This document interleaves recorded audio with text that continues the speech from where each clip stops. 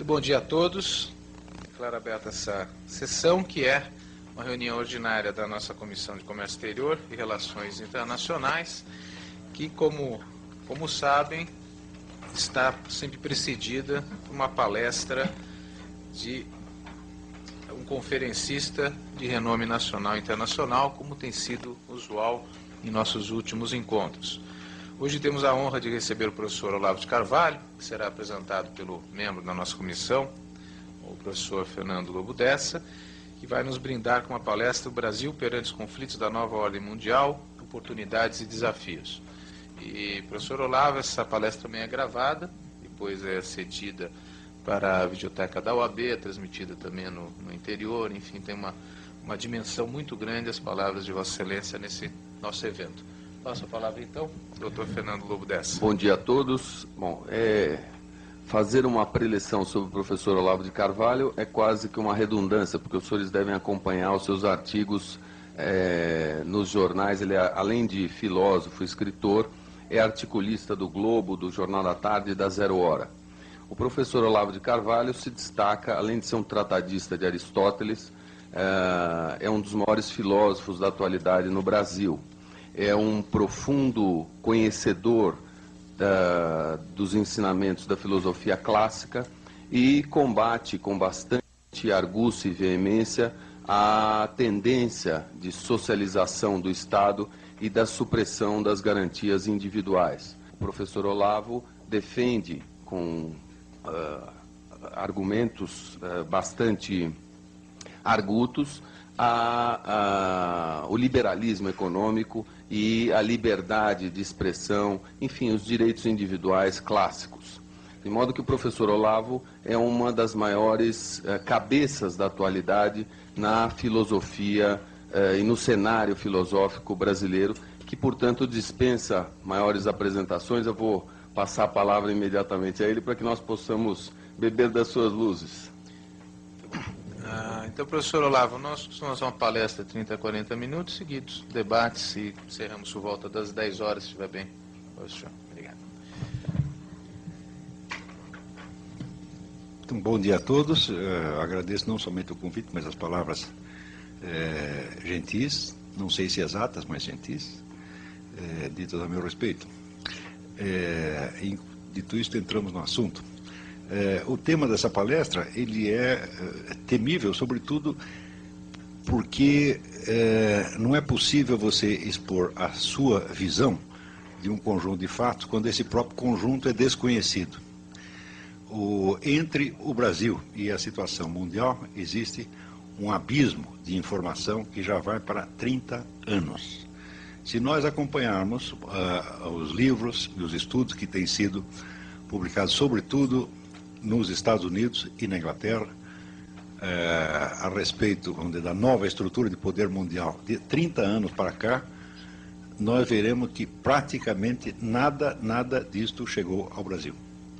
Nem mesmo uma obra escrita, por exemplo, pelo um filósofo belga que morou no Brasil durante 20 anos, que é o padre Michel Scoyans. Ele publicou um livro chamado La Face Cachée de l'ONU, A Face Oculta da ONU. O livro está publicado há mais de 10 anos, e mesmo sendo um homem conhecidíssimo no meio universitário brasileiro, o livro não saiu até hoje. Para aqueles que se interessarem, eu posso depois fornecer por e-mail, eu lhes dou o número do meu o endereço eletrônico, para lhes dar algumas indicações de livros com os quais nós podemos começar a tampar este buraco. Você vê que em todo o âmbito das ciências humanas, o documento escrito, ele corresponde exatamente àquilo que é, nas ciências da natureza, os dados sensíveis, a observação dos dados sensíveis. Isso quer dizer, aquilo que não deixa documento, não deixa registro escrito de maneira alguma, não é estudável, não é acessível a inteligência humana passado algum tempo. Só o que nos resta são os documentos escritos. Então, a condição inicial, a condição número 1, número 0, para qualquer debate a respeito, é que você tenha, vamos dizer, o total acesso aos documentos. A cada semana, eu fico mais impressionado de ver como acontecimentos absolutamente fundamentais, essenciais para a compreensão do estado de coisas no mundo, não chegam ao conhecimento do Brasil nem pela mídia, nem mesmo pelo establishment universitário. Então, eu não sei realmente a que é devido isso, e também não interessa sondar as causas desta opinião, desta situação. Nós temos que aproveitar o nosso tempinho aqui para tentar preencher alguns pontos disso aí. Mas, se você observar a opinião, vamos dizer, a visão dominante na mídia e nas classes letradas brasileiras hoje, nós estamos acreditando piamente no tal do mundo unipolar.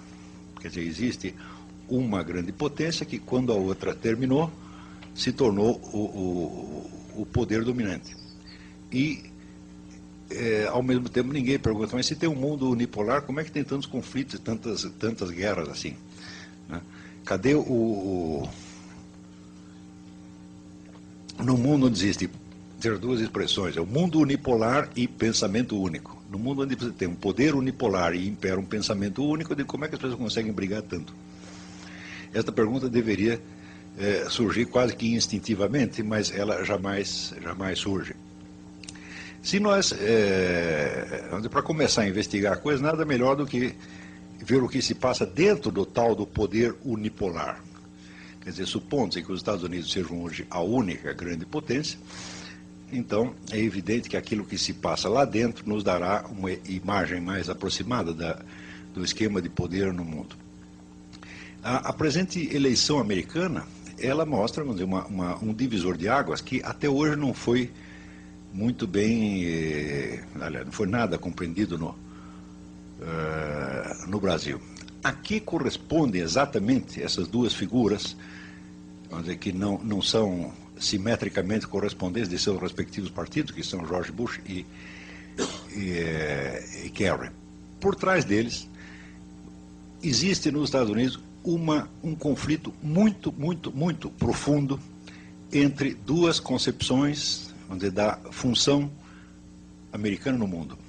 Quando nós lemos o nosso noticiário, nós temos a impressão de que a ala do Bush representa a ala imperialista que quer dominar o mundo e que o seu opositor, o John Kerry, é o indivíduo que pretende colocar um freio no imperialismo e deixar que as nações pequenas se autodefinam. Muito bem, isto só brasileiro acredita nisto. Não há ninguém no mundo que seja burro o suficiente para acreditar numa coisa desta. Por quê? Porque a sustentação do apoio a John Kerry e ao Bush, ela se define da seguinte maneira. Kerry está diretamente ligado, vamos dizer, a todas as grandes organizações que têm algo a ver com o poder global. Fundação Rockefeller, Fundação Ford, Fundação MacArthur, etc. Aquilo tudo que nos Estados Unidos se chama o establishment. O establishment é, vamos dizer, um nome de um conjunto mais ou menos de 200 grandes empresas ou 300 grandes famílias que sempre estiveram, vamos dizer, mais ou menos no poder nos Estados Unidos e da qual você pode captar algo do pensamento dessa turma através da revista Foreign Affairs, que é a revista do Conselho de Relações Exteriores, tá certo? Se vocês estudarem a história do establishment, ele é exatamente o contrário do que se pensa dele no Brasil. Tudo que no Brasil se imagina como establishment, o establishment seria o topo do capitalismo, né? o comando geral do imperialismo yankee, e seria o suprassumo da direita internacional. Quando você vai rastrear a história do establishment, você verá que, desde o começo do século XX, em todas as eleições americanas, eles sempre apoiaram o candidato de tendência mais estatizante e socialista. Sempre, sempre e sempre. Qualquer sujeito que chegue lá com história de liberalizar a economia, ou com valores conservadores clássicos, nunca foi apoiado, com exceção do Reagan. O Reagan foi o único que apoiaram o candidato de tendência mais estatizante e socialista. Sempre, sempre e sempre. Qualquer sujeito que chegue lá com história de liberalizar a economia, ou com valores conservadores clássicos, nunca foi apoiado, com exceção do Reagan. O Reagan foi o único sujeito que conseguiu, vamos dizer, furar esta barreira. Por que o establishment é sempre vamos dizer, estatizante e mais ou menos socialista. Para entender isso, é preciso investigar um mecanismo que é gerado pelo próprio capitalismo e que funciona assim. O sujeito, dentro da economia de mercado, ele prospera e enriquece de tal maneira, que quando chega a um ponto, vamos dizer, ele percebe que ele não tem mais motivos para continuar submetido às oscilações do mercado. O mercado que o produziu, daí para dentro, se torna uma ameaça para ele. Então é preciso, vamos dizer, cair fora das leis de mercado para garantir a permanência da grande fortuna pelas gerações seguintes. O indivíduo, então, entra com um tipo de consideração que já não é capitalista, mas que é de ordem dinástica. Ou seja, já não se contenta em ser um grande capitalista, mas quer ser um dinasta, alguém que vai garantir o poder para a família por 2, 3, 10 ou infinitas gerações. Então, a partir desse momento, a abordagem que essas pessoas fazem da sociedade já não corresponde a uma perspectiva capitalista, mas a uma perspectiva de tipo aristocrático. É um poder de tipo aristocrático. Tá certo? O qual, por definição, independe da economia. O poder aristocrático, se você vê qual é a origem dele na Europa, a aristocracia europeia ela se forma no campo da guerra. São as pessoas que conseguiram organizar, vamos dizer, a resistência às invasões bárbaras e que com isso adquirem um poder, uma liderança e são premiadas pela comunidade com terras, dinheiro, etc, etc. Então, esta casta aristocrática ela aparece como um poder de ordem exclusivamente político-militar, nunca econômico. Quando vocês leem, o poder da aristocracia se basear na propriedade feudal, você pode dizer que está falando com analfabeto. Tá certo? Ao contrário, a economia feudal, ela é produzida, quer dizer, como um efeito da constituição da casta aristocrática, mas assim leva muito tempo. Quer dizer, para você entender como é que funciona isso, existe uma cena do Salammbô de Flaubert que resume muito bem isso. São dois soldados conversando ali das guerras contra Cartago. E um diz assim, olha, quando esta droga terminar, eu vou para casa comprar uma fazenda, tá certo? E vou plantar e vou enriquecer. Né? Eu vou comprar um arado e vou plantar e vou enriquecer. E o outro puxa a espada e diz, eu não preciso de arado nenhum, está aqui o meu arado. Então, esta é a diferença entre o poder aristocrático e o poder econômico. Tá certo? O poder aristocrático ele se forma não pelo poder, vamos dizer, pela força do dinheiro, mas pelo poder de matar. É um poder essencialmente militar, que aos poucos, vamos dizer, se converte num poder político. Ele independe, tá certo, da economia pelo simples fato de que o pobre armado é sempre mais poderoso do que o rico desarmado. Tá certo? Com qualquer assalto de rua, você vê quem é que representa ali o poder econômico. É a vítima. Não é isso? Hoje em dia, o brasileiro é muito dinheirista, ele acredita só em dinheiro. Fala, olha, dinheiro funciona, mas tem uma coisa que funciona mais. Tá certo? Um 38 encostado na sua cabeça funciona enormemente mais. Então,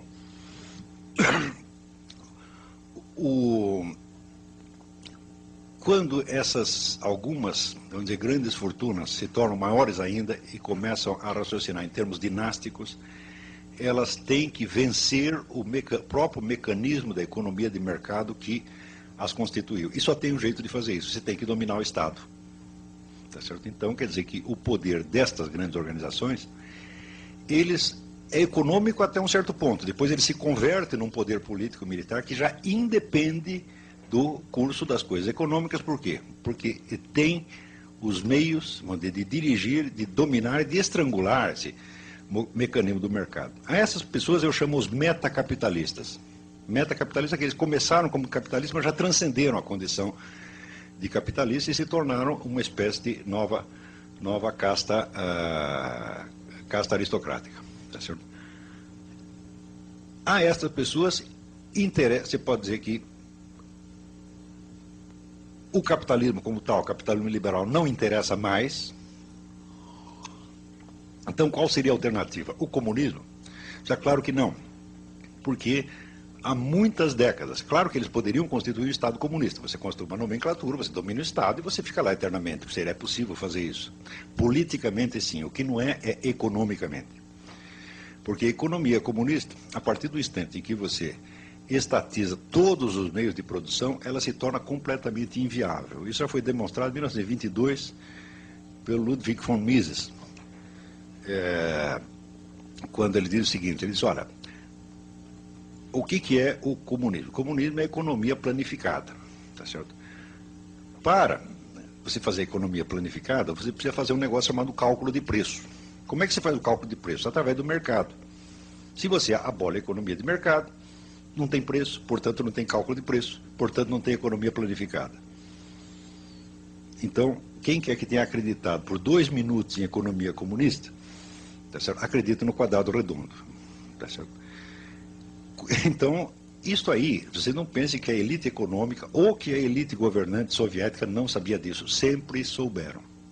Tá certo? Então, economia, quem quer que diga, nós vamos aqui implantar uma economia comunista, você não vai não. O que você vai fazer é o seguinte, você vai chamar de comunismo e você vai criar um capitalismo subterrâneo clandestino que representará, como representou na Rússia, mais de 50% da economia.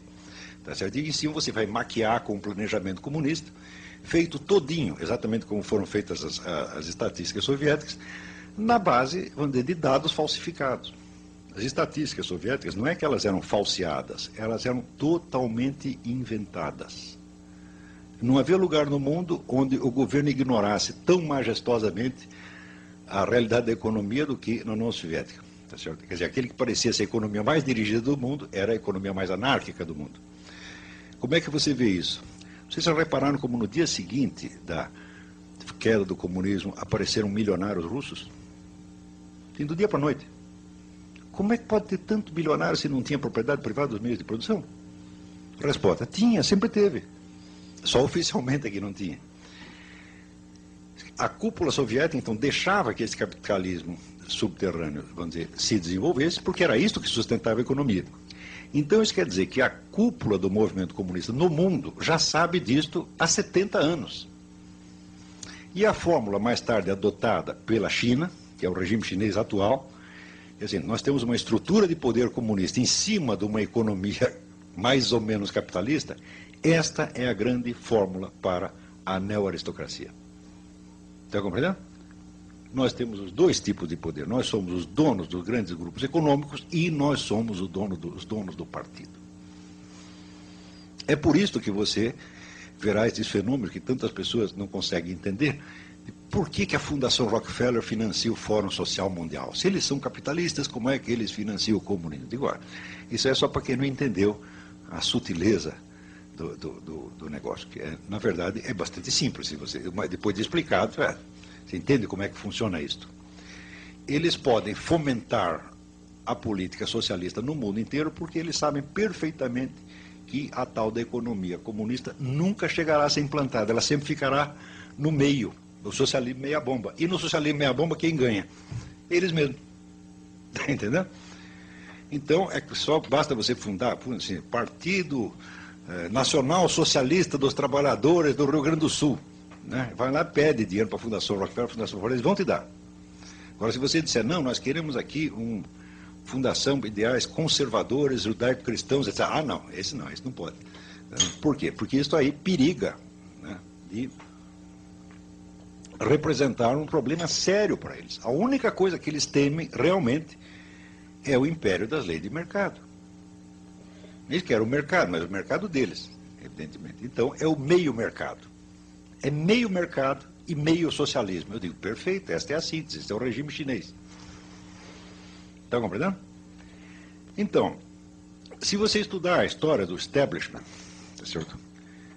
Assim, empresa por empresa, pessoa por pessoa, ideia por ideia, que não nas grandes generalizações sociológicas, mas rastreasse um por um que foi que o sujeito disse, você verá, por exemplo, que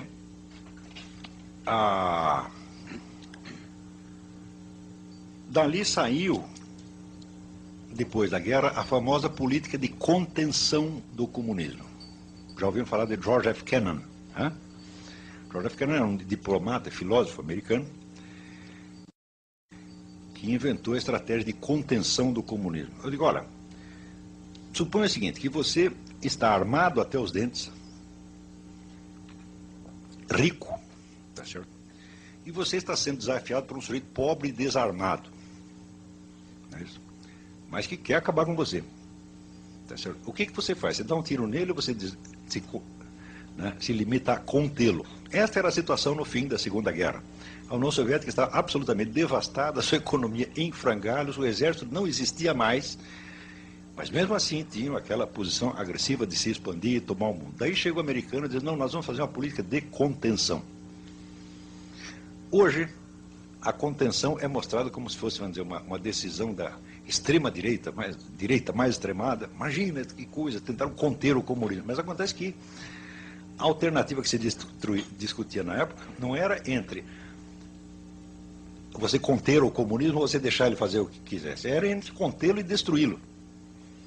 E optaram pela contenção. Tá certo? Então, a contenção significa o seguinte, o comunismo é tremendamente útil para nós. Nós não podemos acabar com ele.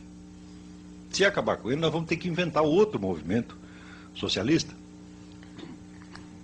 para pregar a estatização da economia por toda parte. E como eles já estão fazendo isso, então deixa que façam, porque eles implantar o regime que eles estão dizendo, eles não vão fazer porque ele é economicamente inviável. Toda vez que eles tentarem fazer isso, eles vão se endividar, e para quem que eles vão pedir dinheiro? Para nós mesmos. Como sempre aconteceu, né? O regime comunista sempre sobreviver de ajuda ocidental, estatal ou privada. Então, não vale a pena acabar com o comunismo, é preciso contê-lo. Então, quer dizer, esta pequena consideração estratégica dessas grandes fortunas custaram aproximadamente, no mínimo 40 milhões de vidas humanas, que foi o que o comunismo matou depois disto. Então, as pessoas que tinham meios de liquidar com aquilo já depois da guerra, não liquidar, não, deixa crescer, é bom para nós. Então, quando as pessoas imaginam que essa grande elite econômica é cínica, eu digo, você não sabe o que é cinismo, põe cinismo nisso, é muito mais do que está pensando. Então,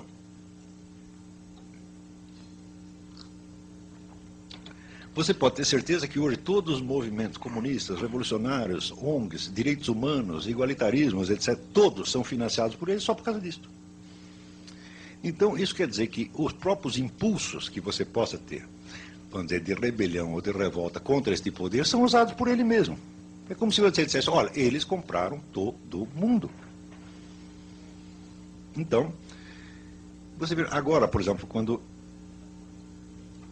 o presente governo começa a estudar assim, a chamada privatização da Amazônia. Vamos entregar a Amazônia à administração de ONGs internacionais. Eu sempre disse isso, como eu estou informado do assunto, eu sempre disse, olha, vocês querem saber o que é entreguismo? Espero o PT chegar no poder.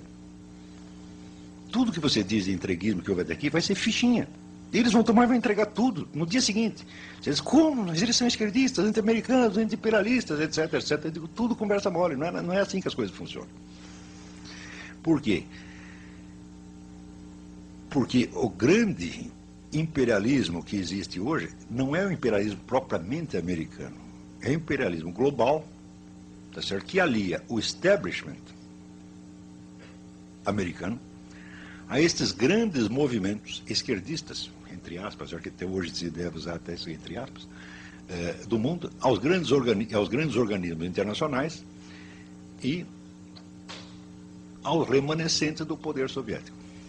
São todos parentes, todos trabalham juntos, e para você confirmar isso é só você perguntar quem paga quem financia quem. Existe um site na internet que chama Activist Cash, o dinheiro dos ativistas. É só você ver lá, você vai rastreando, olha, aqui saiu o dinheiro do fulano, banco tal, para a ONG tal, que repassou para não sei quem, aí você vai entender que existe, vamos dizer, é uma rede de sustentação do poder global, que vai desde o establishment nova-iorquino, tá certo? Até o MST. Quem pode resistir contra uma coisa dessa? Ninguém. Agora, quem está contra? Quem está contra são os conservadores americanos. Só que contra, peraí, também não tanto. Então, alguns estão contra e outros estão quase contra. Por quê?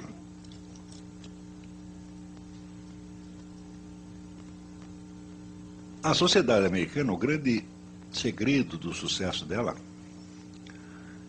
é o que está explicado no livro do Alexis de Tocqueville, A Democracia na América, onde eles, olha, eles aqui conseguiram fazer uma coisa extraordinária, que é uma síntese de economia liberal com moral tradicional judaico-cristã. Só lá tem isto, mais lugar nenhum.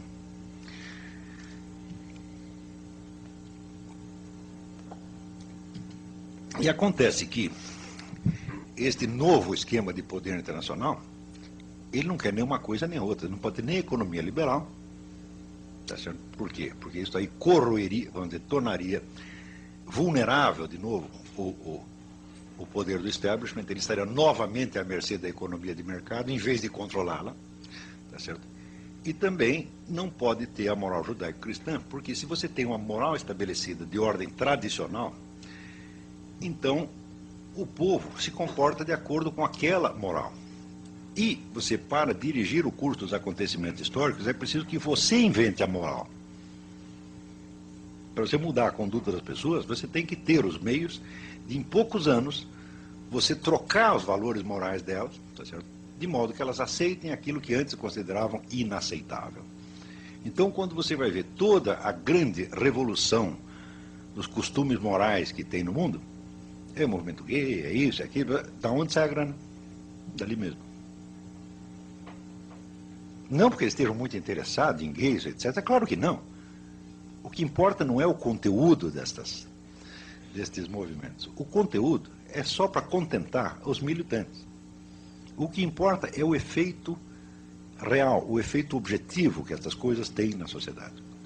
Se você tem ao mesmo tempo, vamos dizer, centenas de movimentos corroendo os princípios morais antigos e propondo novos, o que acontece? Vamos dizer, a própria aceleração da mudança, tá certo? Torna impossível as pessoas se adaptarem seriamente à nova situação. Então você acaba vivendo de simulação.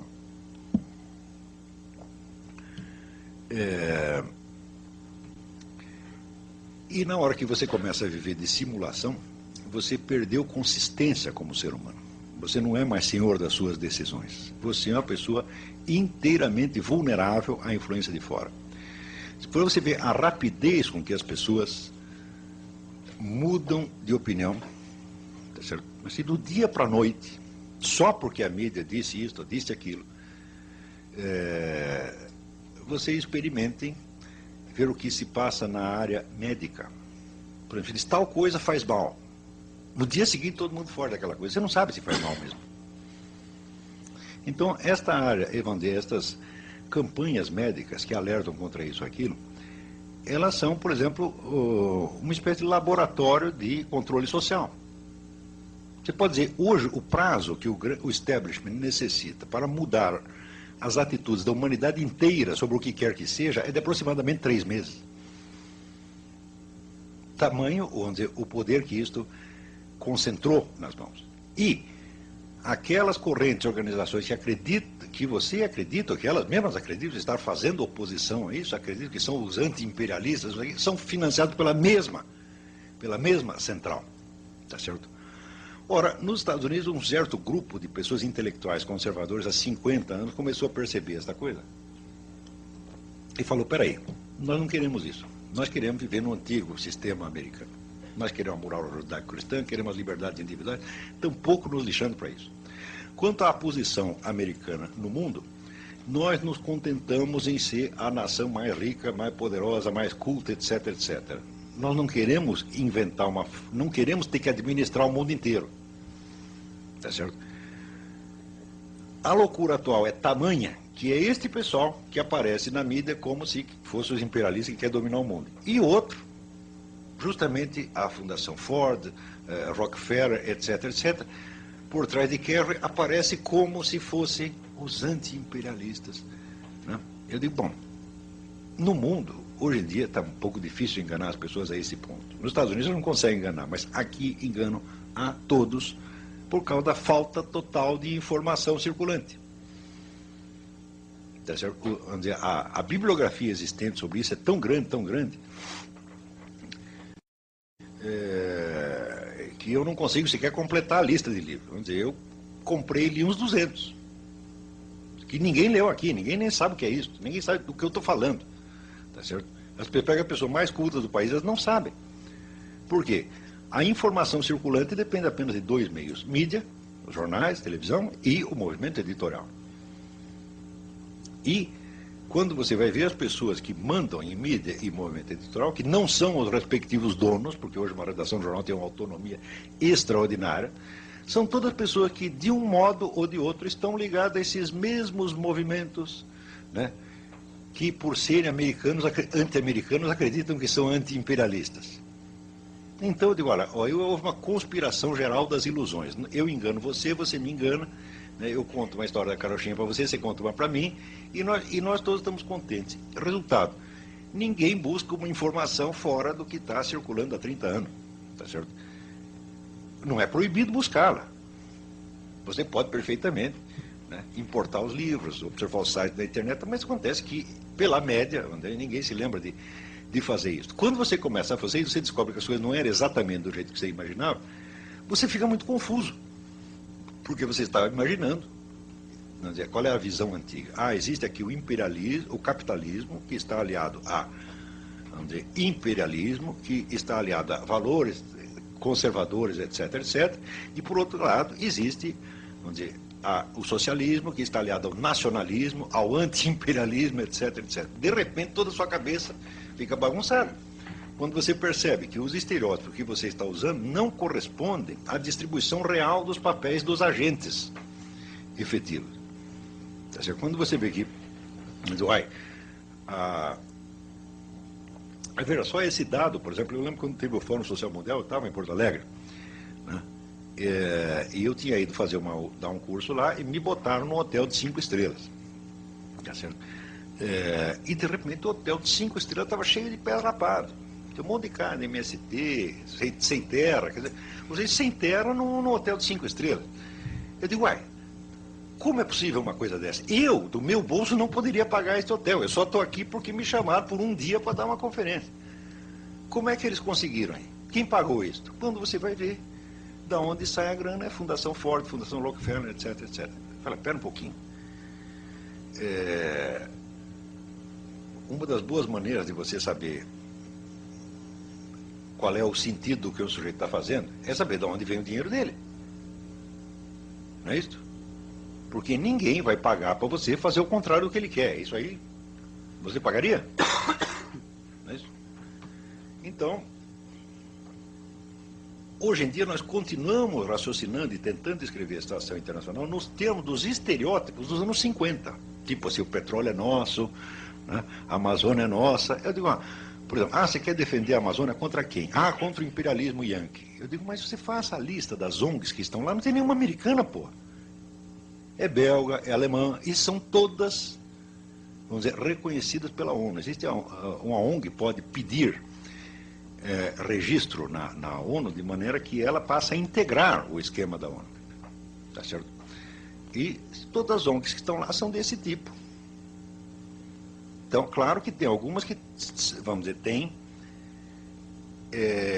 indivíduos e até grupos americanos que financiam, mas não tem nada a ver com o governo americano. O esquema está na ONU e não no governo americano. O governo americano esqueceu da América Latina há 20 anos. Ele não está fazendo absolutamente nada aqui. Vamos dizer, para disfarçar a tremenda penetração desse novo poder internacional, o pessoal fica gritando contra o imperialismo americano e acredita, por exemplo, que o imperialismo americano vai atuar através da ALCA. Eu digo, mas como pode ser através da ALCA se o tratado a ser discutido na ALCA não está nem escrito ainda, não houve proposta nenhuma? Como é que você pode dizer que uma proposta é escorchante se ela não foi feita? E se a redação da proposta incumbirá também a você? Né? É a mesma coisa assim, você quer fazer um negócio comigo? Vamos sentar e conversar. Você está querendo me roubar, esse é proposta leonina. Eu falo, mas eu não fiz nenhuma, pô. Então, a ALCA não existe, tá certo? E se ela existir, se ela vier a existir, Então, a quem ela favorecerá? Supondo-se que haja um negócio leonino, a estes mesmos grupos. Estes mesmos que subsidiam o MST, etc. É sempre a mesma coisa. Então, é o seguinte, olha, eu acredito mesmo que existe um mundo unipolar, mas não está nos Estados Unidos. Embora uma boa parte de seus componentes sejam americanos mesmo. Para você ver como a gente enxerga as coisas invertido nesse país, faça uma análise do que aconteceu na Colômbia.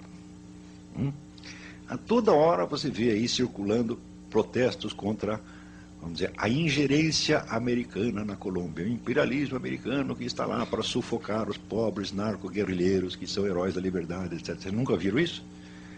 Todo mundo diz isso. O Plano Colômbia, uma ingerência imperialista. Como é que funcionou o Plano Colômbia? O Plano Colômbia do governo Clinton foi formulado na seguinte base: nós, americanos, nós damos toda a assistência ao governo colombiano para que combata o narcotráfico com uma condição: não toque na guerrilha. Resultado, todos os cartéis vieram abaixo. E ficou tudo para quem? Para a Farc. Graças ao Plano Colômbia, a Farc se tornou, vamos dizer, o maior poder militar latino-americano com um orçamento superior ao de todas as forças armadas latino-americanas somadas. Você vai dizer, mas que burrada do governo Clinton. Eu digo, você acha que o governo Clinton é mesmo burro a ponto de fazer uma coisa dessa? Se você ajuda a combater todos os delinquentes menos um, o que acontece com esse um? Ele se torna o único, né? Ou seja, isto é claro que foi intencional. Ora, passado um tempo, você vê que o presidente da Bolsa de Mercadorias de Nova York, cujo nome me esqueço, é um sobrenome italiano, foi fazer uma visita ao Raul Reyes, visita de cortesia ao comandante-geral das Farc. E ficaram 3 dias lá no meio do mato conversando, sabe-se lá sobre o quê. O que se sabe é que 1/3 da grana que circula pela Bolsa de Mercadorias de Nova York é do narcotráfico. Então, você vê, o pessoal de fora fica achando assim, não, o imperialismo americano está sufocando, né, a pobre guerrilha. Eu digo, não está sufocando nada, está ajudando. Mas, vamos dizer, os estereótipos de que existe aqui o nacionalismo de esquerda contra o imperialismo americano ainda continua na cabeça de todo mundo. Ou seja, nós somos como um ator que, assim, que, olha, se o sujeito aqui está representando o Hamlet, você faz um baita sucesso no Hamlet, aí acaba a temporada do Hamlet e chamam você para representar o Otelo. Tá certo? E você chega lá no Otelo e continua, ser ou não ser, essa questão, etc. Você tá a peça anterior está completamente deslocado da nova situação. Eu não digo que entenda perfeitamente a nova situação, não, também não entendo. Isso aí é muito complexo, é muito abrangente demais. Isso não é coisa para uma cabeça humana, isso é coisa para alguns milhares de cabeças humanas tentando pensar, tá certo? E, infelizmente, eu só tenho a minha. E pode ter certeza que ninguém está me ajudando a entender isso. Ao contrário, ninguém parece que quer entender. Na mídia, pelo menos, não querem. Quando você levanta essas perguntas, dá aquele mal-estar, aquela coisa assim, e todo mundo varre a poeira para baixo do tapete. Ou então inventa, não, você está falando isso porque você é um direitista extremado. Eu não sei se eu sou direitista extremado, não sei, estou querendo saber. Está entendendo? Para mim, as pessoas se definem por direita e esquerda, não pela análise que elas fazem da situação, mas pelo tipo de proposta que elas oferecem para um regime, não é assim? Eu nunca ofereci proposta nenhuma. Se perguntar qual é o melhor regime para nós, eu falei, eu não sei. Eu não tenho capacidade para inventar isso, não. Eu me limito a tentar investigar o que está acontecendo aqui. Então, quando o que está acontecendo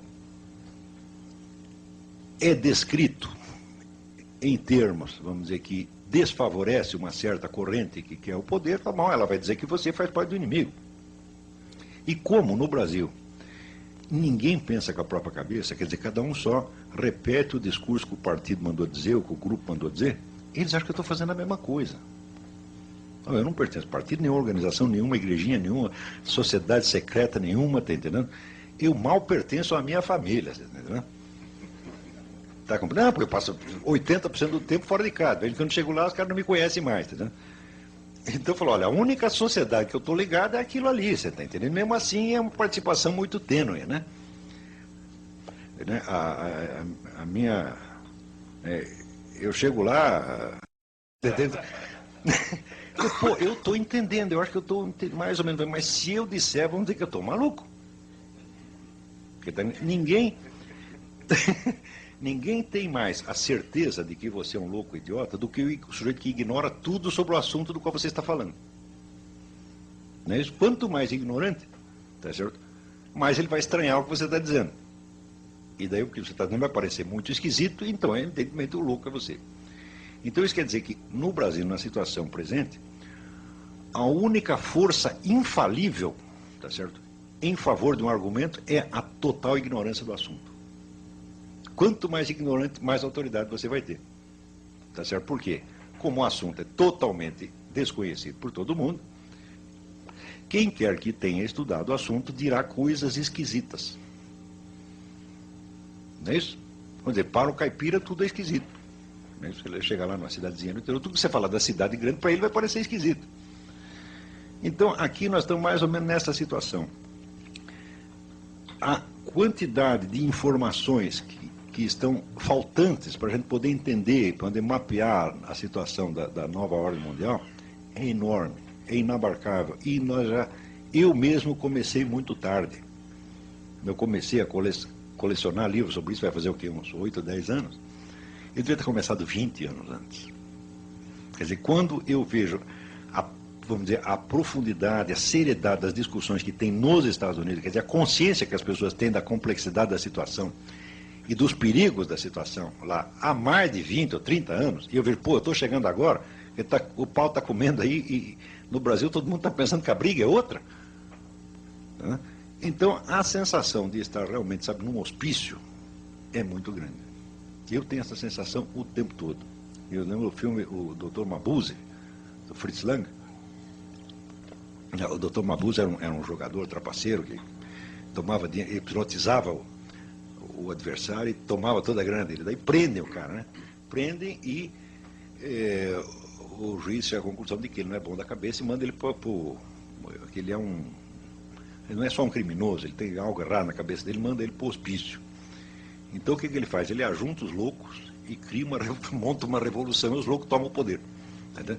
Eu digo, mas isso está acontecendo aqui. Nós conseguimos fazer um país que está totalmente fora da realidade universal.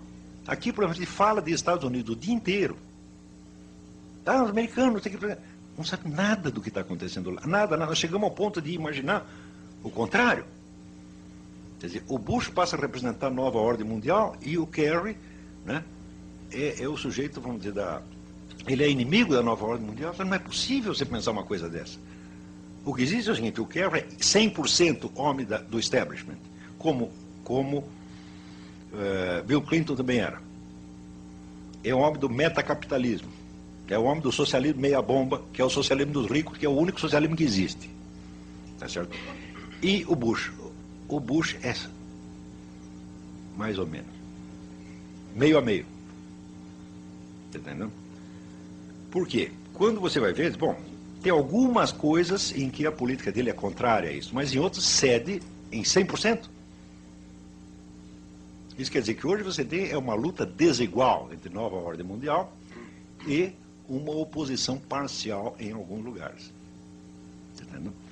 Nos Estados Unidos, essa oposição é representada pelo Bush, representada muito mal, porque ele, assim, ele é meio humorista, vamos no cravo, vamos na ferradura. Por exemplo, você vê que a dissolução das soberanias nacionais faz parte deste programa da nova ordem mundial 100%. Isto é item fundamental. Como é que você faz para destruir as soberanias nacionais? Eu digo, é simples. Você começa por criar normas de educação que sejam aplicadas uniformemente em todo o mundo. Você sabe que o Brasil tem ministro da educação só põe uma coisa. Vai até a sede da ONU, perguntar lá, como é a receita, mestre? Pega lá, vem aqui e repassa, já adota isso aqui. E foi o que fez o Paulo Renato. O serviço dele consistiu nisto, tá certo? E é assim no mundo inteiro. Se você for na Zâmbia, os parâmetros educacionais são os mesmos. E os parâmetros educacionais vêm com toda aquela conversa mole, politicamente correta, coitadinhos dos gays, coitadinhos das minorias, coitadinhos não sei o quê. E você pensa que você aderindo a isso, você está indo contra o imperialismo e a nova ordem mundial. Mas é ele que está pagando para você dizer isto, pô. Todas estas questões, gay, minoria e tal, são objetivamente irrelevantes. Todas elas. Só interessa a função que desempenham no conjunto. Você quer ser a favor de gay? Seja. Você quer ser a favor, você quer ser contra? Seja. Isto não influi nem contribui, como dizia o Paulo Francis. Entendeu? Isso não fede nem cheira. O que importa é que tem que ter, entre aspas, movimentos sociais. Um montão de movimento social. Quanto mais movimento social tem, você cria, assim, por exemplo, conexões, redes internacionais. Você cria aqui, sei lá, a associação dos... em prol das crianças carentes de cor verde com bolinhas. Entendeu? Então, imediatamente aquilo será integrado na rede internacional criada pela ONU, vai circular verba para este movimento, tá certo? E você criará lealdades internacionais que são muito mais profundas do que qualquer lealdade nacional. Qualquer pessoa ligada a qualquer movimento social no mundo, ela está mais, vamos dizer, o vínculo político dela é muito mais com a rede internacional do que com o seu país. Então, imediatamente, acabam as soberanias. Você não precisa acabar com elas no papel.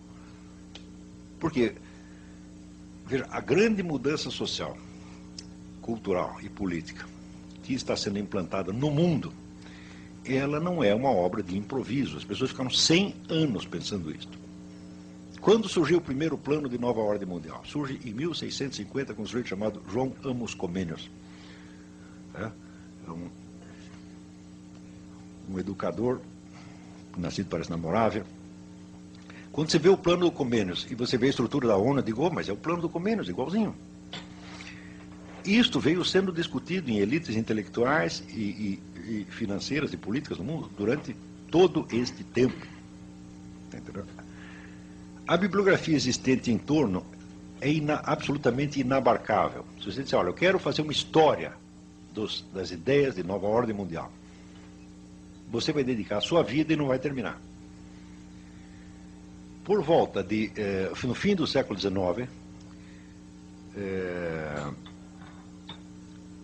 um sujeito chamado Cecil Rhodes, que era um milionário inglês, fundador da Rodésia, ele criou um sistema de bolsas de estudo para criar uma elite intelectual mundial capaz de discutir essas coisas e, eventualmente, chegar a uma nova ordem mundial.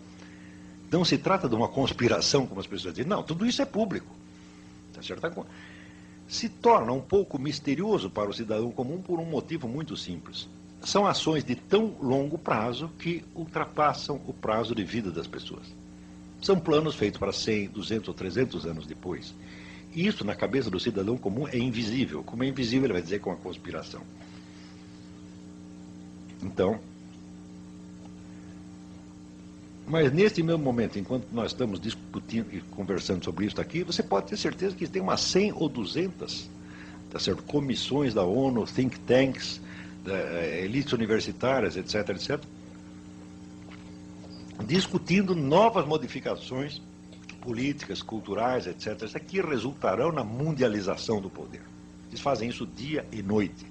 Praticamente não se faz outra coisa no mundo senão fomentar a tal da nova ordem mundial, seja sob o aspecto de servi-la diretamente, seja sob o aspecto de você criar uma pseudo-oposição que já está financiada e controlada por ela. Estão compreendendo? Qual é a nossa posição no meio disso? A resposta é simples. Nós não somos nada, nós não mandamos absolutamente nada e nós sequer sabemos o que está acontecendo. Nós somos o marido traído, o último a saber. Tá certo? Então, o que é para fazer? Como é que vamos orientar a nossa política? Não dá para orientar a política. Primeiro, você teria que tentar saber o que está acontecendo. A minha sugestão é essa. Vamos começar a estudar o problema. Vamos nos informar e vamos saber. Tá certo?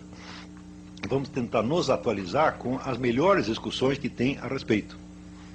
Tá certo? Claro que circula muita bobagem contra a nova ordem mundial também, porque tem pessoa que fica assustada, fica traumatizada, fica um horror, tá certo? Então, daí cria uma literatura de tipo teoria da conspiração. É claro que a palavra conspiração, a própria ideia de conspiração é de uma imbecilidade fantástica. Ninguém faz uma conspiração para vencer depois de morto, faz? A conspiração é um empreendimento político determinado para o sujeito alcançar um resultado concreto. Uma coisa que atravessa 100, 200 anos, fala, não tem conspiração nenhuma. O que você tem é uma continuidade de uma ação histórica, tá certo? Que, na quase totalidade dos casos, não tem absolutamente nada de secreto, mas que às vezes ultrapassa um pouco a imaginação das pessoas, do cidadão comum. Mas nós não somos cidadãos comuns. Nós somos gente de estudo, nós somos uma elite universitária, tá certo? Nós somos gente letrada, nós temos outras obrigações. O cidadão comum, o homem que está aí varrendo a rua, ele não tem obrigação nenhuma de entender isso e nem de tentar entender, mas nós temos. Você quer me ver ficar bravo? É chegar um sujeito para você com um diploma universitário, às vezes professor universitário, dá um palpite sobre um assunto que ele não entende absolutamente. E daí você sugere 2 ou 3 livros para eles. Olha, você, para entender esse assunto, você precisa ler esses livros. E daí o sujeito protesta, diz, não, você vem com pedantismo para cima de mim. Porque se você acha que você se informar sobre o assunto é pedantismo? Agora, me responda o seguinte, se você não tem interesse pelo assunto suficiente para você ler alguns livros, por que eu devo ter interesse ao ponto de ouvir a sua opinião? Por que eu vou me interessar por um assunto que não interessa àquele que está falando dele? Não é um absurdo total. Não é isso? Ademais, vamos dizer, os livros, em assuntos das ciências humanas, os livros não são, vamos dizer, um pedantismo, uma erudição que você colocou em cima. Eles são o documento. Eles são a matéria-prima da discussão. Documento escrito é tudo, é 100%, é tudo o que nós temos. Como é que um juiz vai julgar um processo? Ele vai se transportar, vamos dizer, telepaticamente e retroagir, tipo Exterminador do Futuro, retroage ao passado para ele lá, né, assistir o crime. Então ele não pode fazer nada disso, ele depende de um negócio que chama os autos. O que é os autos? Papel. Papel escrito. Tudo nas ciências humanas é assim, porra.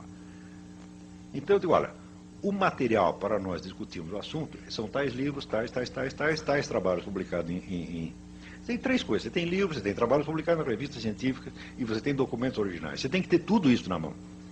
Na hora que você juntou o conjunto da documentação, bom, então eu dominei as informações básicas, agora vamos começar a pensar em cima.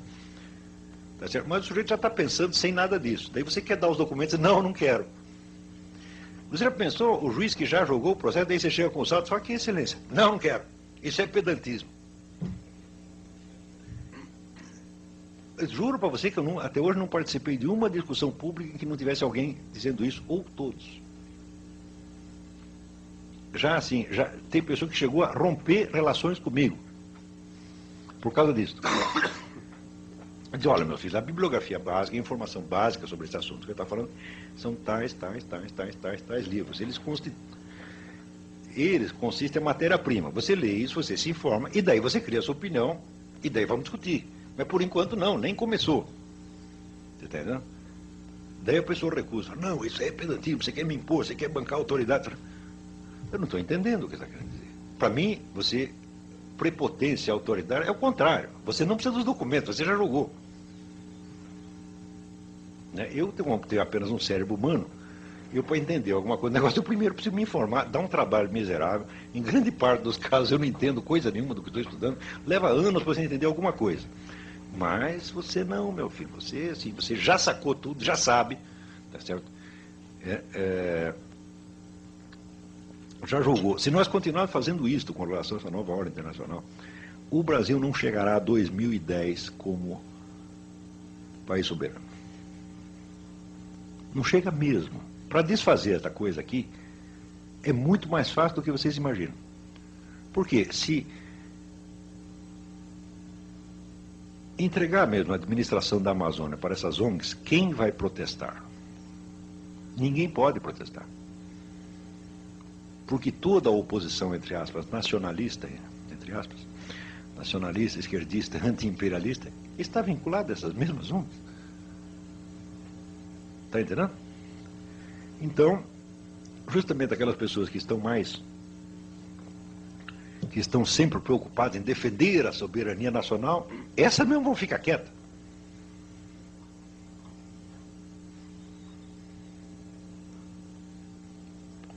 Então, houve um longo trabalho, vamos dizer, de você desarmar a inteligência brasileira, porque ela realmente não entende as coisas.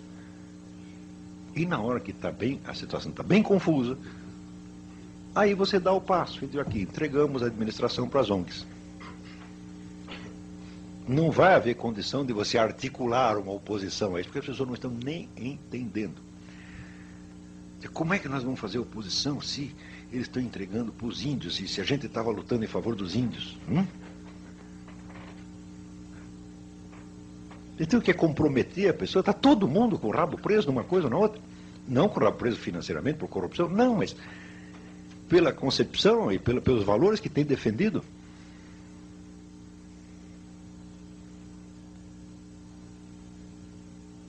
Está entendendo? Então, você, numa situação onde você tem, vamos dizer, uma neo-aristocracia mundial, que sob muitos aspectos, vamos dizer, é profundamente anti-americana, tá certo? Porque ela está pouco ligando para os Estados Unidos, o negócio é ela mesmo, tá? Se for preciso destruir os Estados Unidos para isso, ela o fará, tá certo?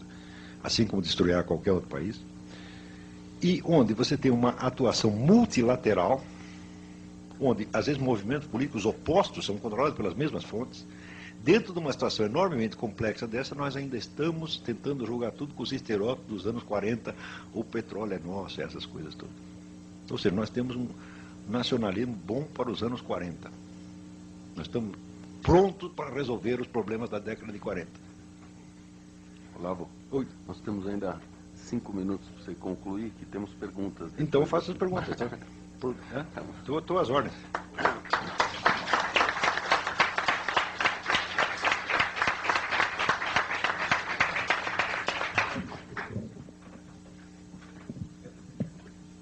Agradecemos a brilhante exposição do professor Olavo de Carvalho, que nos demonstrou muito o sentido do que é filosofar, né? O que esquecer, do que é o perguntar o núcleo, procurar identificar o problema, sem talvez conseguir ter a percepção da solução. E talvez somente nenhum de nós o possa ter, possa abarcar, enfim, todas essas modificações na estrutura mundial. Modificações essas que Vossa Excelência também demonstrou que não são modificações, quer dizer, no fundo, nós trabalhamos sempre também com o sentido egoístico do ser humano, e se o ser humano detém o poder, seja o poder das armas, seja o poder do dinheiro, ou se nós unimos o poder da arma e do dinheiro, é evidente que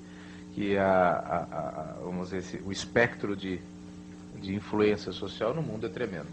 Também é fato que a erosão dos valores morais e sociais da sociedade também culminam por ser instrumento de manipulação.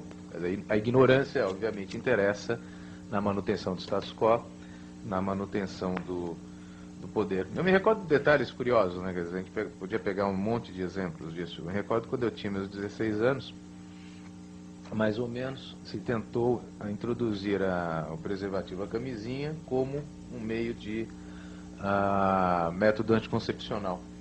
E era interessante que a camisinha era ligada a algo efetivamente, vamos dizer, de baixo nível. Quer dizer, não havia qualquer assimilação na sociedade, a possibilidade de se conversar sobre camisinha em qualquer foro familiar. É uma coisa absolutamente impossível.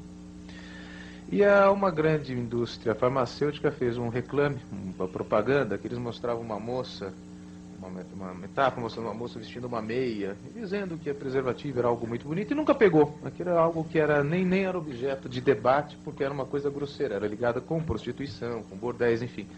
Não era assimilável em qualquer debate social.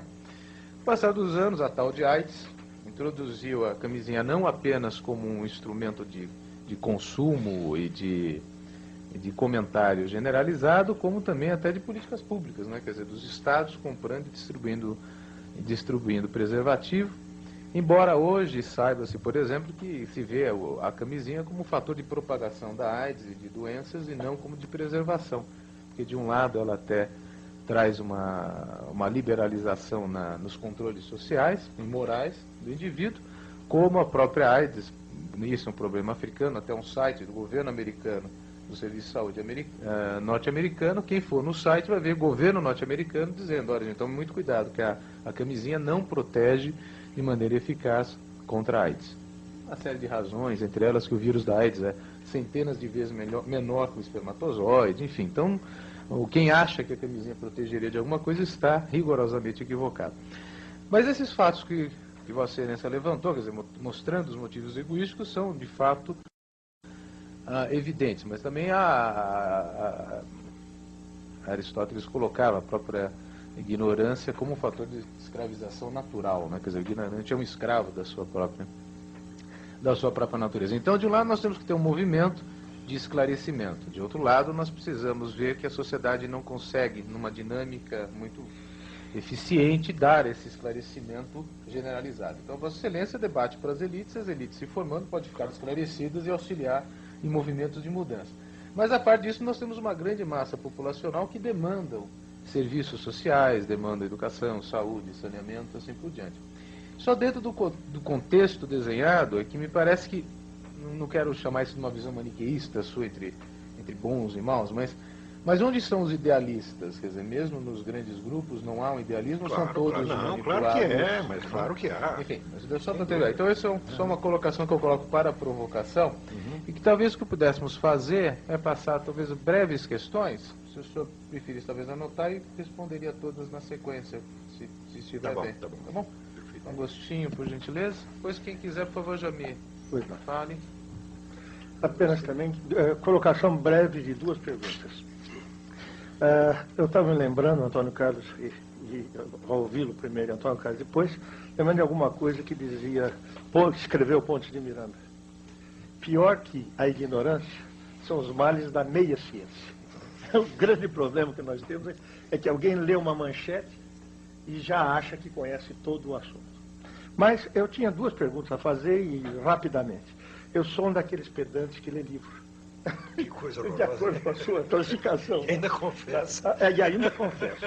E outro dia, veja, não, e é questão de pedantismo mesmo, porque a gente como advogado, com mais experiência e tudo mais, eu recebo livros de presente, por incrível que pareça. Outro dia quem me deu de presente foi um desembargador, me dando os livros que o pai dele tinha, ele ia jogar fora, e o pai dele, que era advogado também, me deu, então, uma série de livros.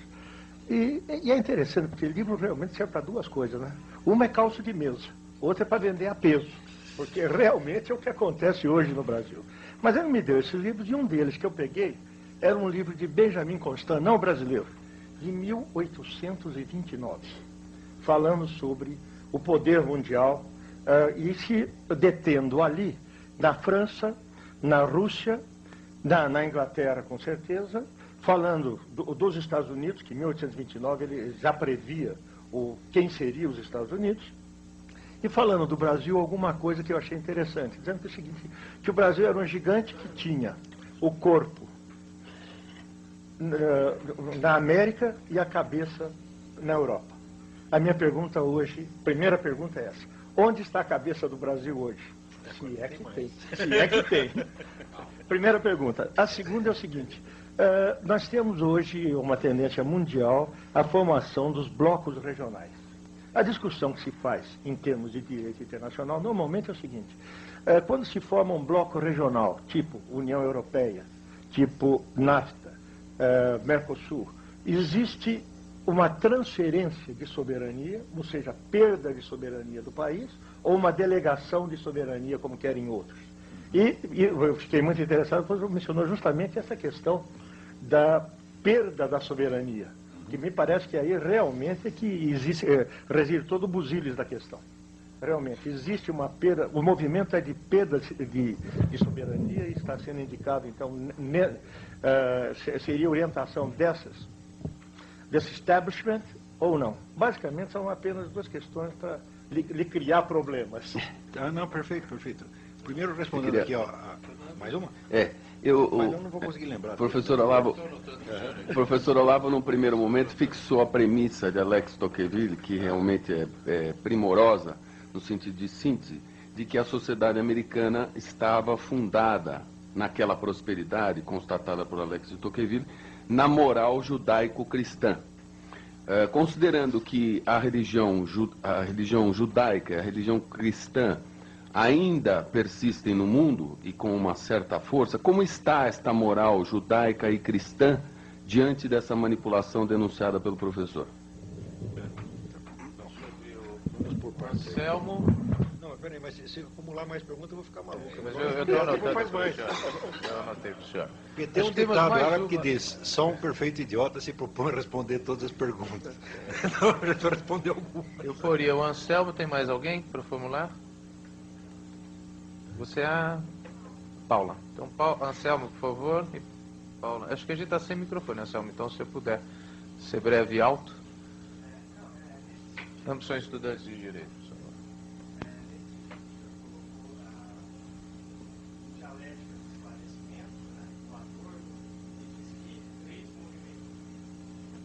Adorno, então, em Dialética do Esclarecimento, basicamente coloca que o capitalismo, então, controla a vida do ser humano, seja pela guerra deliberada ou pela guerra amenizada, que seria a indústria cultural, e ainda pela filantropia. São esses movimentos sociais que ele consideraria como vigia pobre, né? Justamente esse cinismo que o senhor atribuiu a esses movimentos ou ONGs que fazem esse tipo de política.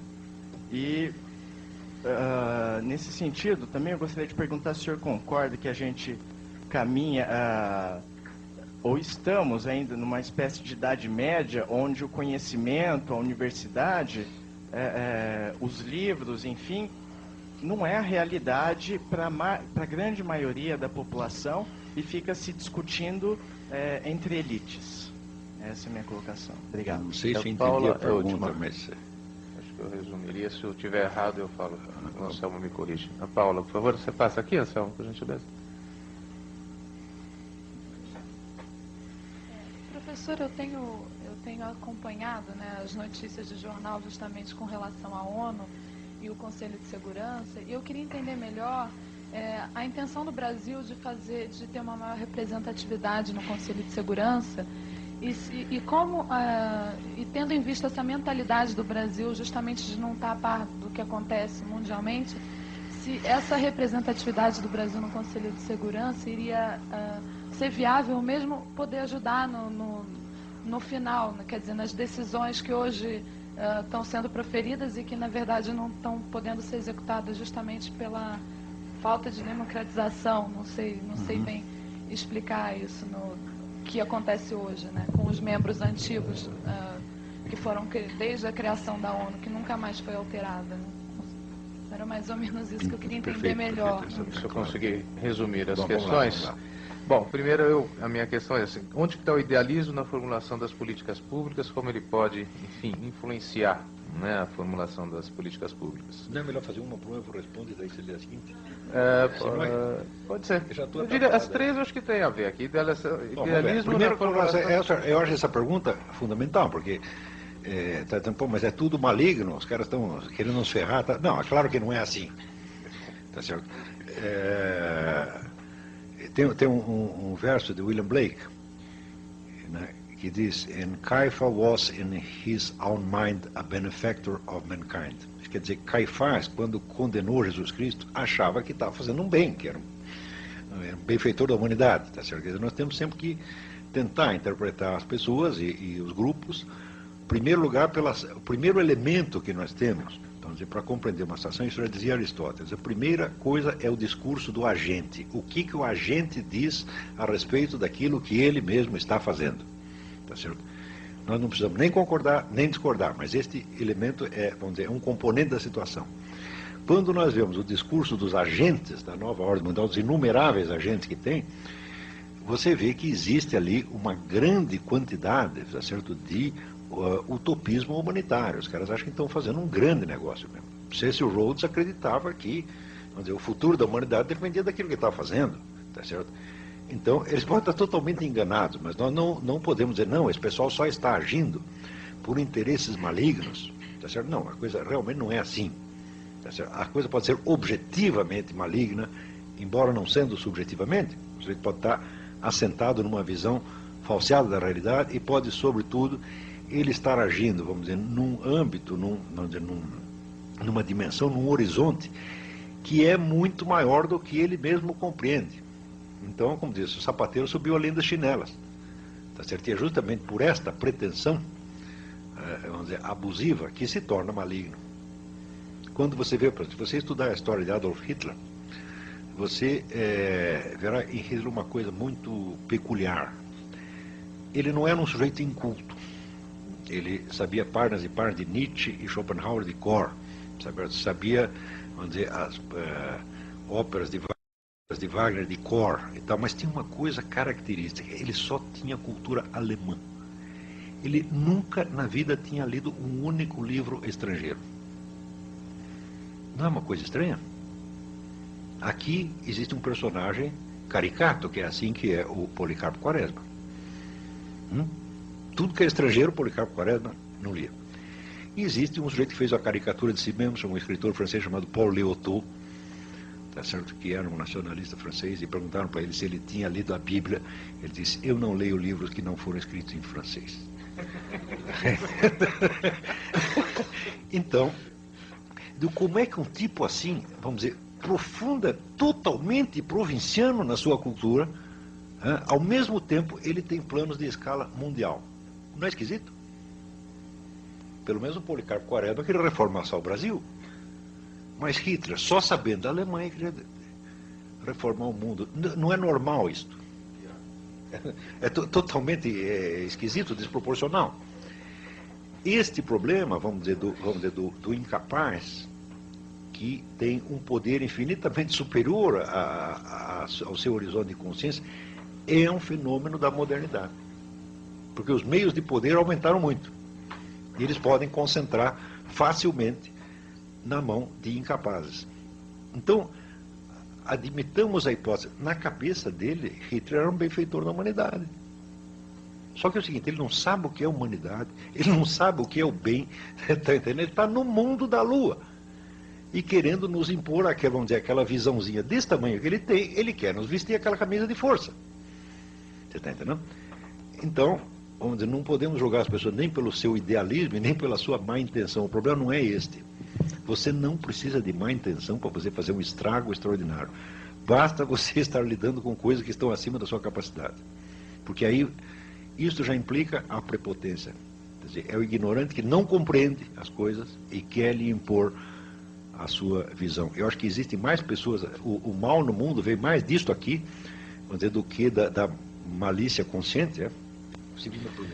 Eu tenho três que eu acho que a gente pode consolidar, que é do Dr. Agostinho Papaulo, que é onde está a cabeça do Brasil, se há uma perda de soberania, uma delegação de soberania, e esse papel do protagonismo do Brasil nos foros internacionais, principalmente do Conselho de Segurança, se tem benefícios ou não para o país e para a humanidade, vamos dizer assim.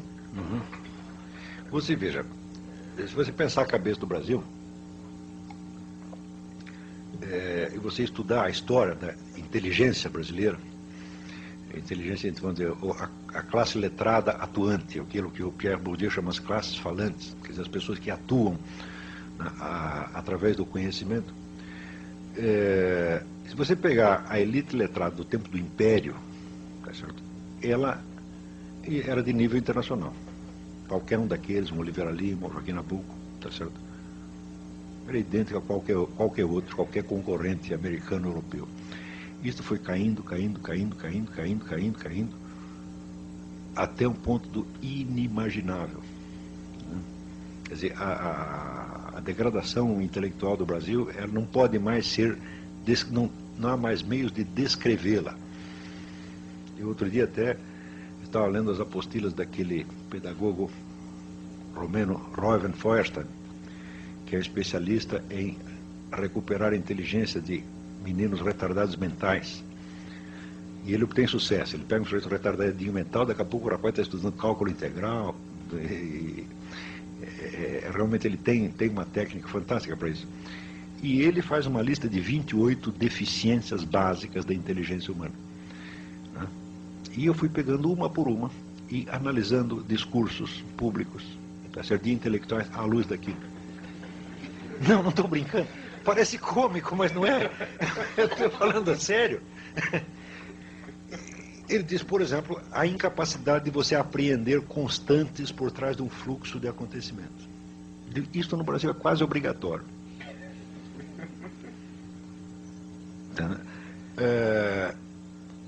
A incapacidade de você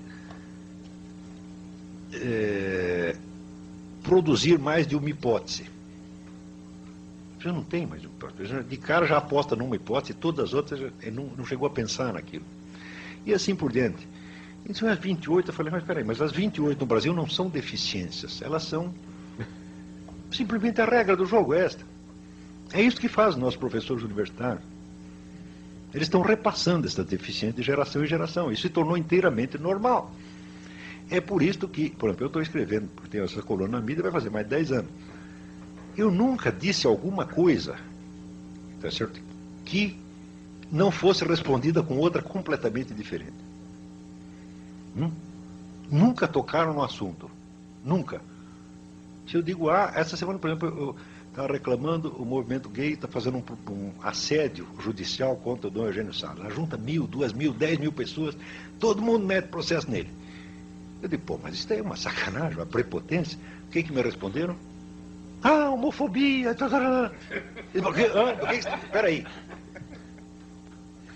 Quer dizer que se juntasse, digamos, 1.000 religiosos para fazer um assédio judicial contra um gay, seria mais decente? É isso que você está querendo dizer? Ou seja, eu não estou discutindo nada de negócio de homossexual, estou falando desse procedimento judicial, não dá para focar nisso aqui, a pessoa lá muda de assunto. Isso é 100% assim. Nunca houve uma única discussão de alguma coisa que eu dissesse, um único artigo meu, que versasse sobre o mesmo assunto do artigo. Nunca. Então isso já se tornou normal. Então esse é um caso para o Dr. Feuerstein, não para mim. Então, bom, só para você... Isto, quando a gente for parar a cabeça brasileira, eu digo, olha, é assim uma espécie de buraco de tatu, está lá dentro. Nós metemos a cabeça embaixo da terra, cobrimos, tampamos e não queremos saber de coisa nenhuma. Na medida que você faz isso, o que acontece? Você não entende a situação, você não consegue elaborá-la intelectualmente, então você se torna um cara impulsivo, você fica com os nervos à flor da pele, e você se sente o tempo todo ofendido, perseguido, magoado, desprezado, humilhado, tá certo? E você começa a protestar. Então, o que se faz no Brasil é só expressão, vamos dizer, de emoções baixas. Inveja, rancor, suspeita, paranoia, o tempo todo. Então, assim, nós estamos o país está muito doente. Mas muito doente. Eu acho assim, um país onde, você vê, eu sempre fui respondido, sempre, como se eu fosse um representante de uma organização ultradireitista, que está com propostas políticas, etc. Eu digo, mas peraí, mas eu não sou isso, porra. Eu nunca fui, não sou capaz de conceber que eu seja, não sou capaz de conceber eu falando em nome de quem quer que seja, a não ser do meu mesmo. Então, se monta em toda a discussão uma situação fictícia. Você está entendendo? Quer dizer, bom, não tem direita nenhuma falando, nós precisamos de uma direita, de um partido, uma organização de direita riquíssima e perigosa. Quem tem aí na mão? Tem esse tal do Olavo de Carvalho, fica sendo ele. Eu digo, mas isso é muito louco, porra. Aquele negócio, vamos parar de palhaçada? Não pode parar. Então, isso quer dizer que o teatro brasileiro, nós seguimos tanto com esse fingimento, que agora não podemos mais voltar mais atrás. Isso daí eu tenho um amigo meu que era um gênio da psicologia clínica, ele dizia, neurose é uma mentira esquecida na qual você ainda acredita. Então, aí o Brasil já neurotizou. Nós estamos incapazes de pensar. A nossa única chance é parar para examinar as coisas como são. Ora, no Conselho de Segurança. Bom, um lugar no Conselho de Segurança, nós queremos um quarto melhor no hospício, é isso? Não tem nada que fazer na ONU, pô. Não tem nem que estar lá. Ela só nos faz mal.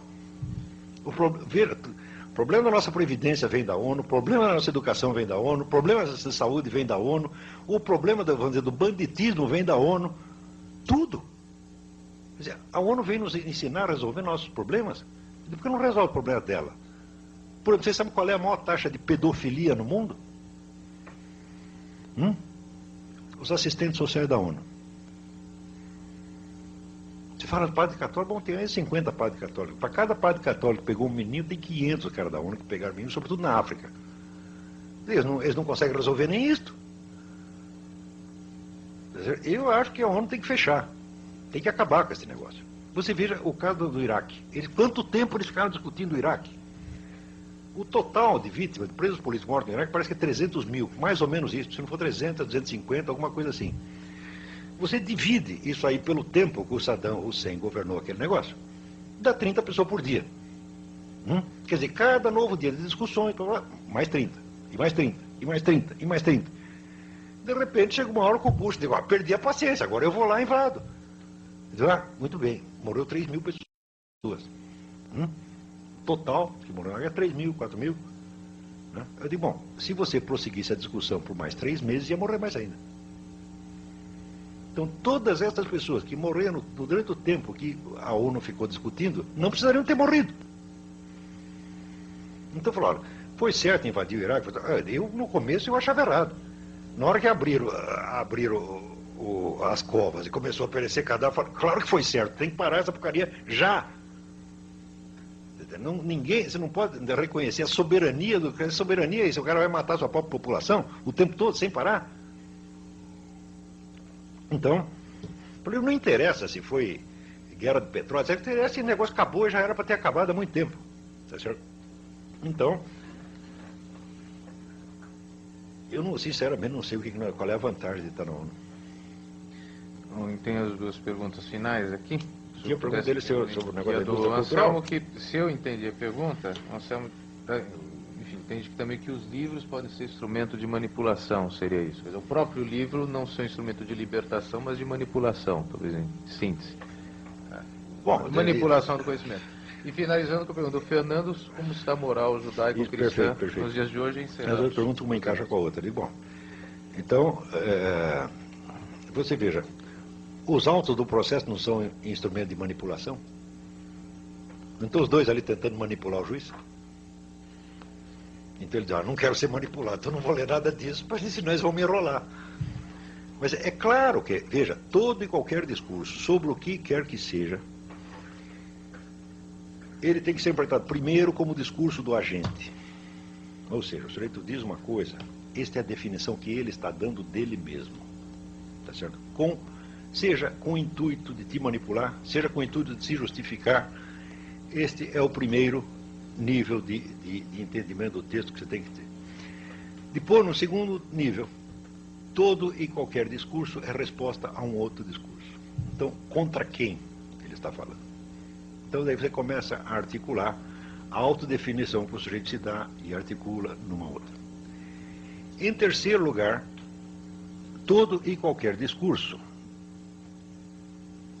é um componente de uma situação de discurso. Então, quando você pega, primeiro, a autodefinição do agente. Segundo, a relação que ele tem com o seu antagonista, o seu parceiro, etc, etc. E terceiro, ele, quando um componente da situação, fala, bom, se você, depois de tudo isso, você conseguir ser manipulado pelo discurso, é porque tu é muito burro. Agora, você é manipulado por quê? Porque você não faz essa análise.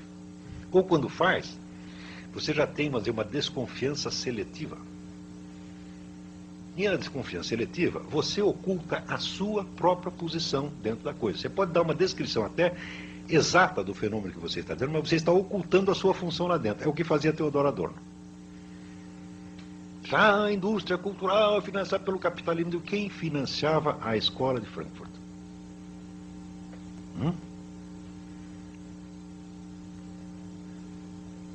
Estas mesmíssimas forças que eu estou me referindo. Então, se o teu dinheiro vem de lá, tá certo? Não porque você esteja servindo necessariamente a interesses escusos, não é disso que eu estou falando. Mas você tem uma articulação no conjunto. Se você pega a indústria cultural, o Brasil está cheio de livros sobre a indústria cultural. Todas analisam a indústria cultural como um instrumento de dominação capitalista. Sim?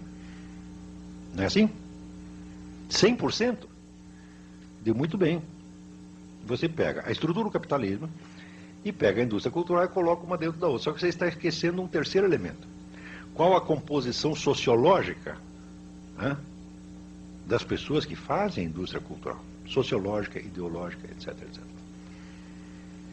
Se você perguntar assim para mim, então, olha, se você pegar toda a indústria cultural brasileira, pergunta assim, quantos moralistas reacionários judaico-cristãos tem na indústria cultural? Resposta, nenhum. Só tem progressista, feminista, socialista, etc, etc. Eu digo, bom, a composição sociológica e ideológica é esta. Isto não é um elemento importante da situação? Estão compreendendo? Então, é claro que a indústria cultural é um componente importante da estrutura do capitalismo, mas ela funciona a favor ou contra? Ela foi feita para manter o status quo ou foi feita para mudá-lo? E para mudá-lo, vamos dizer, transferir o poder da mão dos capitalistas para a mão de quem? Eu digo, é sempre assim, dos capitalistas para os metacapitalistas. Sempre. Através de quem?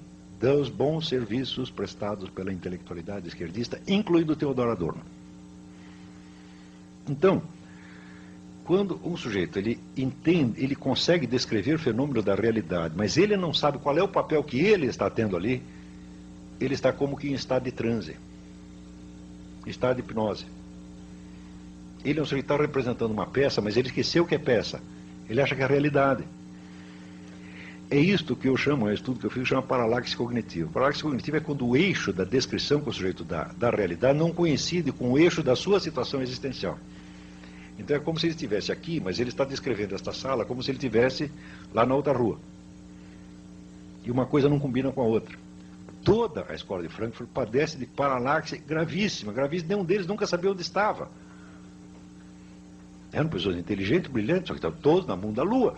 Como o corpo está aqui, mas a cabeça está lá. E o Brasil inteiro também padece de paralaxe. E voltando a esta pergunta. Nós sempre estamos analisando as coisas, não desde a nossa experiência real. É difícil, você analisar desde a experiência é difícil. Por quê?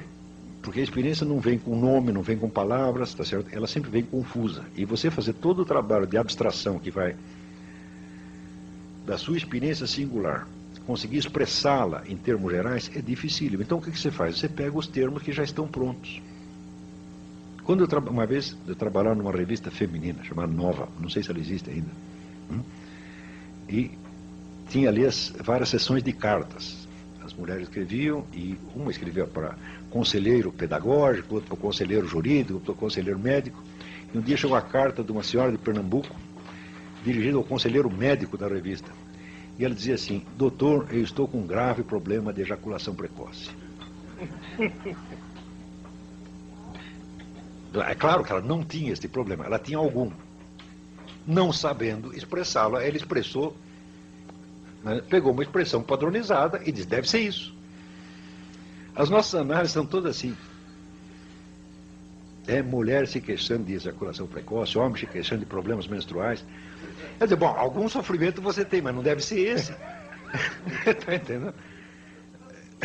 Então, nós precisamos começar a tentar dizer a nossa experiência, por mais difícil que ela seja. Ela não tem nome. Agora, não vai pegar, assim, esses vamos dizer, conceitos prontos e tentar se virar com eles. Isso nunca dá certo. É melhor você chegar e dizer: olha, eu tenho um problema qualquer que eu não sei o que é, do que você se queixar de um problema que você não tem nem pode ter.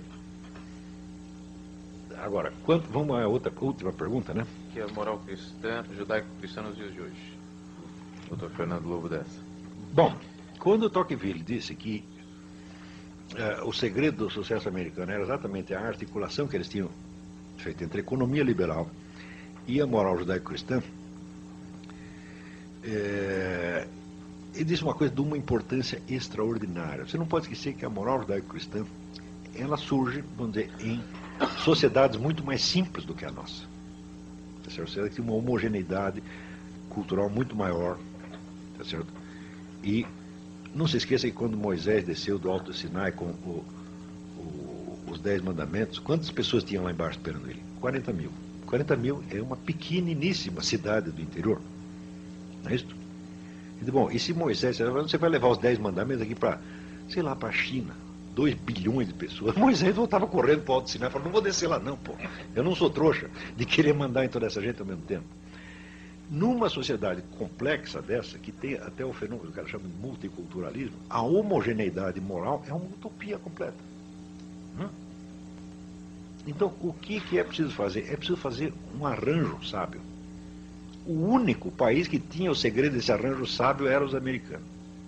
Tinha, não tem mais. Se você...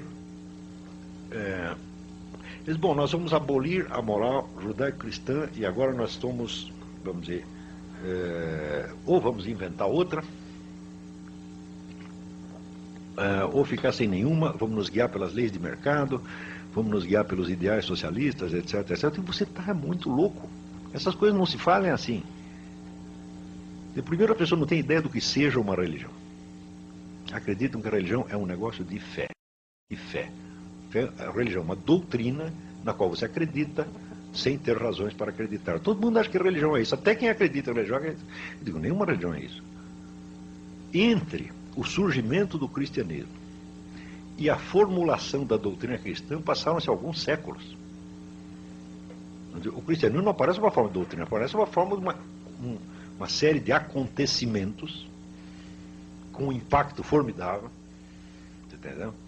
Que só muito gradativamente, ao qual só muito gradativamente as pessoas dão uma expressão doutrinal. Ou você consegue imaginar, pelo menos vivenciar imaginativamente esses acontecimentos, para você, vamos dizer, conseguir de algum modo penetrar na atmosfera originária daquela religião, ou você nunca vai saber o que é a religião. Você pegar o que é o judaísmo, é um conjunto de crenças, digo, não, é a história real do povo judeu ao longo dos milênios, conservada na memória coletiva. Ou você consegue conceber isso, ou você nunca vai saber o que é judaísmo. Agora, todo mundo discute religião acreditando que é um formulário de crenças prontinho, no qual ou você acredita ou não acredita. Que estupidez é essa? As religiões são o único elemento criador de civilização. Não tem outro, não existiu, nem vai existir outro jamais. Então, as pessoas acham que elas podem inventar uma civilização em laboratório, eu digo que elas vão produzir monstros. E ora, se você pensar, há 200 anos nós temos feito isso, nós temos inventado sociedades que são monstros. O que é a sociedade, a maravilhosa sociedade liberal da Revolução Francesa, né? Nós vamos libertar a humanidade da opressão. Daí assim, em 3 meses você mata mais gente do que a Inquisição Espanhola tinha matado em 4 séculos. E daí, não, isso aí está errado, nós temos que inventar outro. Não, fazer o socialista. Tá certo? Porque esses caras eram os burgueses vendidos. Bom, chega o socialismo e mata 1000 vezes mais gente. E daí aparece, não, o socialismo está errado, porque se fizeram o socialismo internacional, tem que ser o socialismo nacional. E o nazismo mata mais ainda. Mas quando é que vai parar esse negócio, porra? Essa história de achar que você pode inventar um mundo, isto tem que parar. Entendeu? Qualquer sujeito que diz, eu tenho aqui a proposta do mundo melhor, eu já me escondo embaixo da cama. Está entendendo? E os caras então estão inventando, já inventaram o mundo da democracia francesa, o mundo do socialismo, do nacional-socialismo, etc. Agora estão com a nova ordem mundial. Se fosse possível, vamos dizer, lançar um programa, o meu programa é inteiramente negativo. Eu falo, ora, mundo melhor não, de jeito nenhum. Vamos tentar entender isso mais ou menos como está. E quanto menos você mexer, e nesse sentido eu posso dizer, eu sou um conservador. Conservador é um sujeito que tem medo de mexer nas coisas para não piorar. E em medicina você tem 2 orientações, são a orientação radical e a orientação conservadora. Radical o que quer? Não, vamos operar lá, cortar esse negócio. E tem orientação conservadora. Espera aí, vamos ver direitinho. Bom, eu decididamente estou nessa. Por quê? Porque eu não tenho nenhum plano de mundo melhor e eu já vi todos os planos de mundo melhor, todos, sem exceção, sempre terminaram em genocídio. Então, se for para terminar com vamos dizer, um apelo, é isso, fujam do mundo melhor. Tá, obrigado.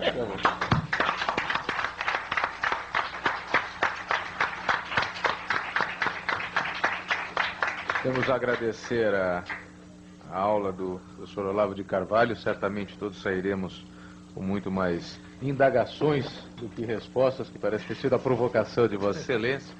E sobre engenharia social tem um livro muito bom, que é o do Paul Johnson, Modern Times. No Modern Times, o Paul Johnson traça todo o século XX as horas de experiência em engenharia social, que demonstrando todas as experiências sociais terminaram em genocídio e continuam terminando em genocídios, como o senhor bem colocou. Eu passaria a Vossa Excelência pelas mãos do nosso membro, a quem agradeço, que fez essa ponte, convidando Vossa Excelência para a participação, uma placa comemorativa desta data, que diz: a Ordem dos Advogados do Brasil, pela Comissão de Comércio Exterior e Relações Internacionais, tem a honra de homenagear com a presente placa o ilustre conferencista, professor Olavo de Carvalho, pela brilhante conferência proferida nesta data, sobre o tema Brasil perante os conflitos da nova ordem mundial, oportunidades e desafios, São Paulo, 6 de agosto de 2004, assina o nosso presidente Luiz Flávio Borges Durso, presidente desta casa, e eu como presidente dessa comissão. Muito obrigado.